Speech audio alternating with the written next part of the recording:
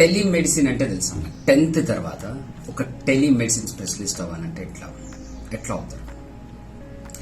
Telemedicine అంటే ఇప్పుడు మనం ఏదైనా ప్రాబ్లం అయితే మనకి హెల్త్ కేర్ కావాలంటే మనం డాక్టర్ దగ్గరికి వెళ్తాం, హాస్పిటల్కి వెళ్తాం. టెలిమెడిసిన్లో డాక్టర్ దగ్గరికి వెళ్ళాల్సిన అవసరం లేదు. Everything will be using digital platforms. ఇంట్లోనే ఉండి డాక్టర్ని కన్సల్ట్ అవ్వచ్చు,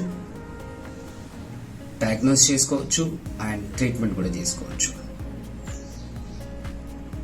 త్రూ వీడియో కాలింగ్. సో తద్వారా హెల్త్ కేర్ అనేది మోర్ యాక్సెసిబుల్ అవుతుంది. ఇంట్లోనే ఉండే చేయొచ్చు. ఈ రోజుల్లో మనకు తెలుసు టైం లేదు, అన్నీ ఉన్నా కూడా జీవన ప్రమాణాలు పెరుగుతున్నా కూడా టైం మనకి చాలా తక్కువ ఉంది. సో హాస్పిటల్కి వెళ్ళి గంటలు వెయిట్ చేసి డాక్టర్ అపాయింట్మెంట్ తీసుకొని ఇవన్నీ డబ్బులు పెట్టడానికి రెడీగా ఉన్నా కూడా టైం వెచ్చించడానికి మన దగ్గర సమయం లేదు.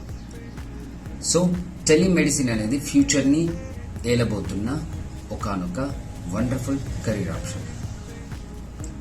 ఫ్యూచర్లో మనమందరం టెలిమెడిసిన్ ద్వారానే ట్రీట్మెంట్స్ పొందుతాం.